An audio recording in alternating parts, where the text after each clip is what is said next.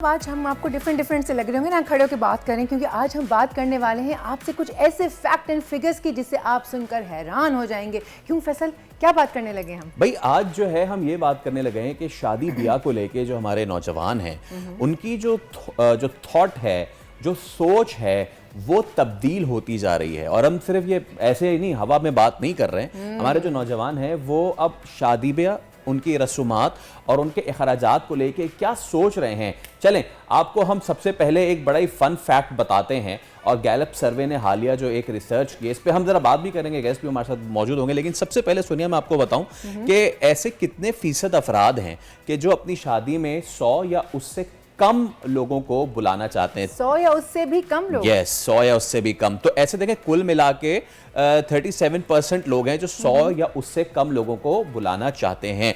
उसमें से 15% हैं जो कि 100 से लेके 15 तक, 100 से लेके 50 तक, 100 से लेके 50 लोगों तक।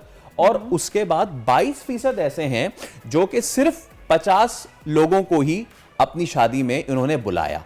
अच्छा, ये 50% वो हैं, मतलब जिन्होंने बुलाया ही इतने 50% नहीं, 22% लोग वो हैं जिन्होंने सिर्फ 50 अप टू 50 पीपल। यानी कि एक वो होता था ना कि हमारे यहाँ तो अभी रिसेंटली वो अंबानी वेडिंग हुई है जिसमें वो चली जा रही है।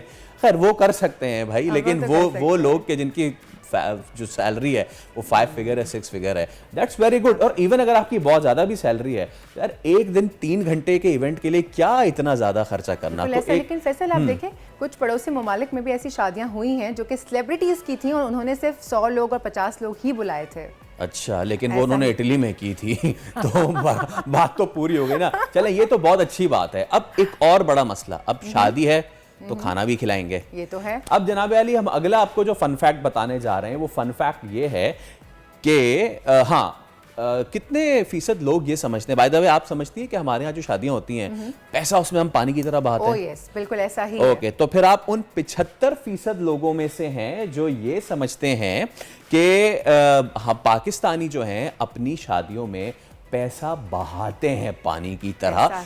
75% लोग इससे एग्री करते हैं, सिर्फ 24% हैं जो इससे एग्री नहीं करते हैं। और 1% पता है लोग कौन है? उनको कुछ पता ही नहीं है क्या हो रहा है तो उनको शादी ब्याह से कुछ लेना देना है ही नहीं। ऐसे भी मौजूद है, ऐसे भी लोग मौजूद हैं। ये अगेन ये सोच बताती है कि एटलीस्ट हम ये रियलाइज तो हमने करना शुरू किया कि हम शादी ब्याह में पैसा पानी की तरह बहा रहे हैं। नेक्स्ट, अब गालिबन हाँ वो घड़ी आन पहुंची है जिसका शादी में सब इंतजार कर रहे होते हैं, ढक्कन खुलने का, ढक्कन खुलने का, खाने का। उसे कहते हैं ना, रोटी खुल गई है। रोटी खुल गई जे। अच्छा, अब एक फन फैक्ट ये है, ये देयर यू गो, कि कितने फीसद लोग ये समझते हैं कि वन डिश जो है वो होनी चाहिए, भाई होनी चाहिए। तो आप समझती हैं ऐसा? बिल्कुल ऐसे समझती हैं। हाँ, तो अगेन तो सोनिया अगेन उन 76% लोगों में से हैं जो ये समझती हैं कि भाई एक वन डिश सेरेमनी होनी चाहिए, वन डिश होनी चाहिए। कई मरतबा ऐसा हुआ भी है पाकिस्तान में, इस पे कानून भी है, आया है, सारी चीजें भी हुई हैं। ओके, इसका एक और फन फैक्ट है कि कितने लोग कितने फीसद लोग समझते हैं कि ऐसा हो भी रहा है या नहीं हो रहा है। अच्छा। नेक्स्ट आपको दिखाते हैं कि कितने फीसद लोग समझते हैं कि ऐसा हो रहा है या नहीं हो रहा है। There you go. यस, के फॉलो करते भी या नहीं करते हैं, तो सिर्फ 19% लोग जो है वो इससे एग्री करते हैं कि हाँ भाई फॉलो हो रहा है। 26% ये समझते हैं कि किसी हद तक वन डिश पे हो रहा है, हाँ, लेकिन 50% कहते हैं कि नहीं हो रहा। एब्सोल्युटली। ओके, इससे पहले कि मैं अगले फन फैक्ट पे जाऊं, हमारे साथ मौजूद हैं आज हमारे guest, motivational speaker Umair Jallianwala. Umair, सबसे पहले तो गुड मॉर्निंग, अस्सलाम वालेकुम। और मैं अगर इस बात से आगाज करूं कि आपने अपनी शादी में कितने लोगों को बुलाया था, तो that would be my first question. सवाल किया आपने सुबह सुबह, मैं बिल्कुल इसके लिए तैयार नहीं आया था। सही। लेकिन आप जानते हैं कि मेरा काम मैं बहुत सारे लोगों को जानता हूँ और मेरा काम ऐसा रहा कि नए नए लोगों से मुलाकात। लेकिन उसके बावजूद मेरी शादी जो है वो कोई बहुत लेविश शादी नहीं थी और बहुत बेसिक सा फंक्शन था, अच्छी जगह पे था।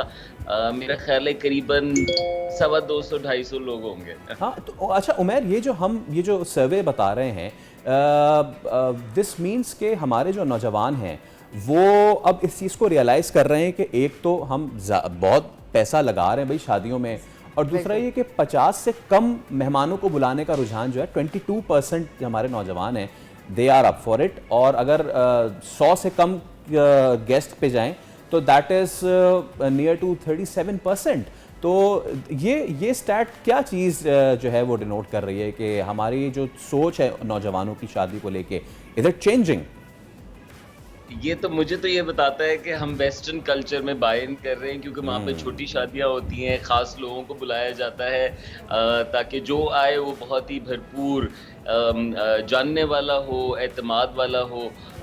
तो थोड़ा सा उस तरफ भी रुझान है नौजवानों का, ज़ाहिर है हम वही कंटेंट देख के और ज़्यादा इंस्पायर होते हैं। लेकिन आई डू फील कि जिस तरह मेरी शादी के अंदर एक साहब थे, मैं क्योंकि घूमने वाले दूल्हों में से था, घूम रहा था अपनी शादी के अंदर इधर उधर, तो एक रिश्तेदार से मुलाकात हुई, तो उन्होंने मुझसे पूछा कि तुम कौन हो, तो उन्हें ये भी नहीं पता था कि वो मेरी शादी पे आए हुए थे।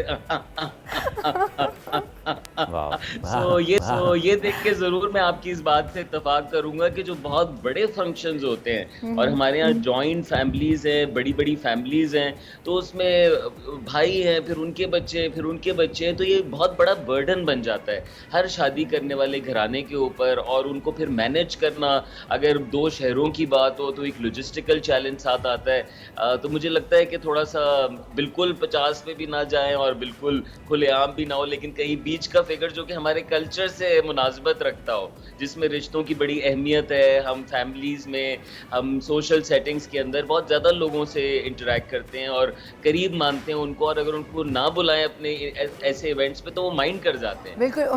उमैर फुप्पी जो है वो नाराज़ हो जाती हैं, चचा ताया नाराज़ हो जाते हैं कि हमें क्यों नहीं बुलाया। तो फिर उसका क्या किया जाए? अगर हम चाहते हैं कि हम बहुत सिलेक्टिव लोगों को बुलाएं, तो फिर क्या आगे से मैसेज ऐसे कन्वे करें कि लोग आगे से माइंड भी ना करें जिनको नहीं बुलाया जा रहा। और उमर भाई रिसेंटली वो एक कार्ड भी बड़ा वायरल हो रहा है ना, उस पर लिखा हुआ है कि आप हमारी शादी में ना आइएगा। यस ये तो बदतमीजी है। हाँ एग्जैक्टली। देखिए, इंसान के जो हुकूक, जिस तरह मैं ड्राइव करता हूँ, अगर मेरा कोई बहुत अजीज दोस्त है तो उसके निकाह पे मौजूद होना, उसके जनाजे पे मौजूद होना, ये उसके हुकूक में मैं शुमार करता हूँ, जैसे मैं समझाऊँ दीन को।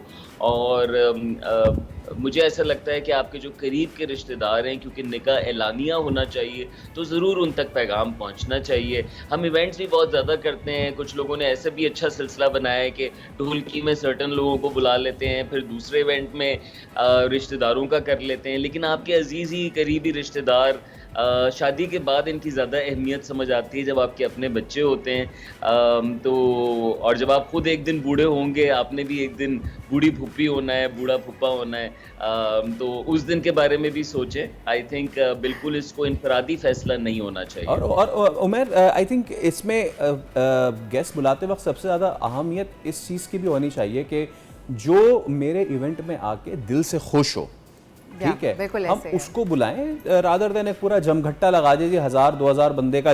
वो शादी नहीं, फिर वो जलसा हो जाता है। मेयर बन जाएंगे आप किसी एक हल्के। वोटिंग शोटिंग भी करवा लें वहीं पे, रोटी भी खुल रही है, वोटिंग भी हो रही है। मजा भी नहीं आता बड़े इवेंट्स के अंदर। आप जानते हैं कि फिर एक पर्सनल टच भी लूज हो जाता है। कम लोग होते हैं तो वो फैमिली ज़्यादा अच्छे तरीके से होस्ट भी कर पाती है, वो अटेंड भी कर पाते हैं। और साथ साथ देखें, हमारे जो हालात हैं उसमें हमारी जो ख्वाहिशात हैं, मैंने बहुत सारे लोगों को बहुत लेविश शादियां करते हुए, बहुत ज़्यादा खर्चे, और फिर कहते थे शादी के काश हम कुछ बचा लेते और उससे ट्रैवल कर लेते।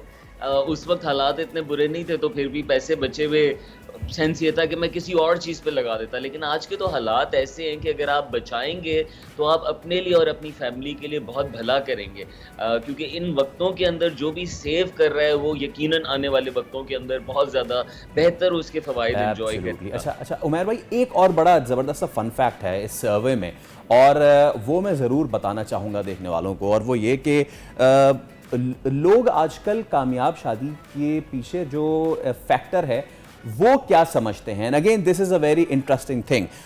उसमें से 75% तो लोग ये समझते हैं कि भाई लॉयल्टी जो है ना, वफादारी जो है, वफाशारी जो है ना भाई, वो कामयाब शादी की ज़मानत है। इसके साथ साथ इसके बाद जो 70% सबसे ज़्यादा रेट है वो है रिस्पेक्टिंग ईच अदर, और 66% जो है दैट्स अंडरस्टैंडिंग ईच अदर।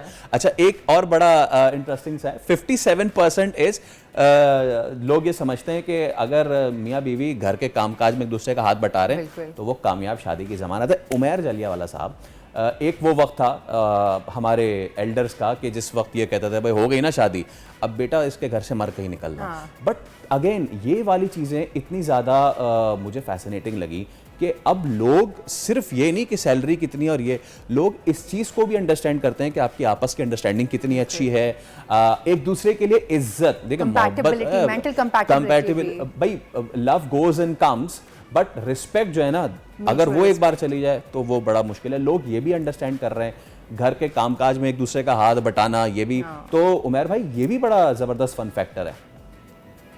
बिल्कुल, बहुत अच्छी तब्दीली है और बहुत सारे पेरेंट्स ने स्टेप बैक भी किया है। पहले पूरा फैसला खुद ही कर लेते थे, अब जो कंजर्वेटिव हैं वो भी कहीं ना कहीं मुलाकात, अंडरस्टैंडिंग, थोड़ा सा चेक के अगर जो पढ़े हुए हैं कुछ ऐसा मैच बना सकें तो इस पर मेहनत करते हैं, और ये अच्छी साइंस हैं।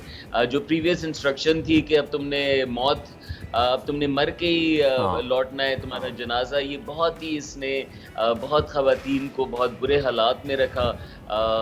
मैंने अपने ख़ानदान में ऐसे रिश्ते देखे जो रिश्ते बचाने के लिए उस लड़की को पूरा समझें कि कुर्बान कर देना, उसकी ख्वाहिशात, उसकी ज़िंदगी, उसकी सोच, जिसमें उसको मार भी पड़े, उसको बहुत सारा काम भी करना पड़े, एक्स्ट्रा प्रेशर्स भी ससुराल की तरफ से आए, तो भी अपना घर बैक नहीं करता था।